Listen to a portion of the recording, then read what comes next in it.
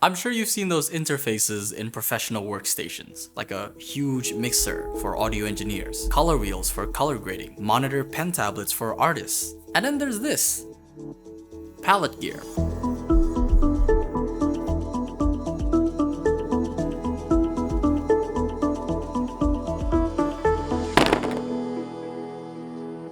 Palette gear is a system of buttons, dials, and sliders. Connect them together and you've got yourself an interface. Using their app, you can set functions for each module. You can make a button that simulates keystrokes, sliders to control volume. Not to mention it's compatible with basically all major art and design software. Imagine this, instead of clicking and dragging to set a cooler temperature, just slide it to the left. Your video looking a little bit too dark, just turn the dial and brighten it back up. Pretty cool! The thought of intuitive video editing is what got me interested in this product. But is it any good? Let's start with the good parts. The system is entirely modular. You get a mix of sliders, buttons, and dials, and you can combine and mix them however you like. Make a tall line, a rectangle, make a mess. As long as each module is connected properly by its pins, you're essentially free to do whatever you want, bro. Speaking of their pin system, it's magnetic. There's no messy male-female connectors, just snap the modules together, pin the connector, and you've got yourself a working concept. It's got RGB, if you're into that. And all of this combined with a solid build quality makes for a very modern techie look. The aesthetics alone is enough to make one reach for their wallet, but before you swipe that card, let's talk about the bad parts. I watched a bunch of reviews of this before I bought it, and a lot of them focus on speeding up your workflow. Anything that can help me edit faster is usually worth it. This is not. The buttons are fine, they work as you'd expect, and it's got a nice clicky arcade feel to it, and you get the sense that this can really take a beating. The sliders work wonderfully. In fact, this is the module that I use most often. My only complaint is that I can't get to the value of 100%. It maxes out at 99, but that's just me being picky. The dials, however, problematic.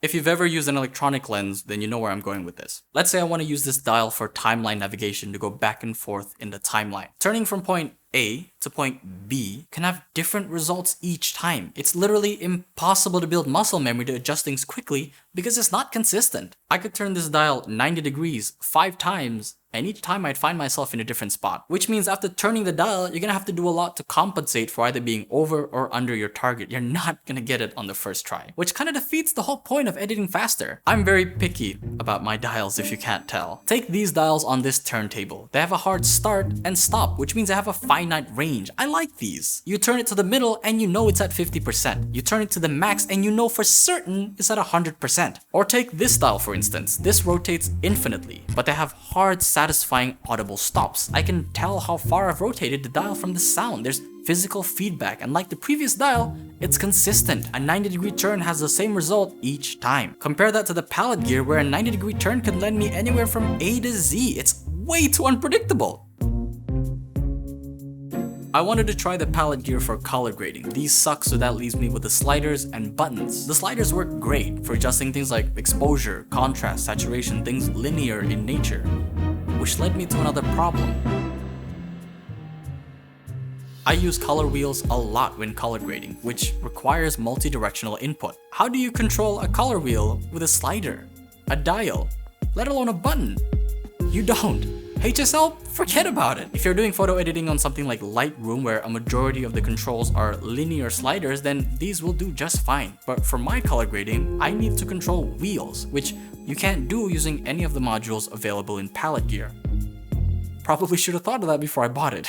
In conclusion, I don't think this is a good device for video editing. The dials are way too inconsistent for timeline navigation and you're limited to linear inputs for color grading. But it looks so cool! While I can't recommend this for video editing, I think this has more potential in audio work. This supports MIDI protocol, so you can set your modules as MIDI inputs and use them for audio production, which is a field where linear inputs thrive. But honestly, I don't even use my palette gear for video or audio editing. I use it for Spotify.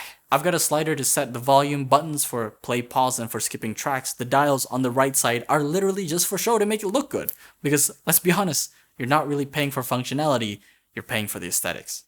And damn does it look good. Keep in mind I bought these secondhand with a huge discount. I wouldn't consider these otherwise. If you're looking for a professional interface to add value to your workflow, don't buy this. However, if you see one of these discounted, they make for a pretty cool media controller. Last note, the team that made Palette Gear has made a newer version called Monogram Creative Console, which actually looks pretty cool. It's got a module that looks like it's designed for color wheels, and even the dials look competent. However, I can't speak on the quality of those. I can only comment on my own experience with the Palette Gear. Will it make you edit faster? Hell no! But the aesthetics though.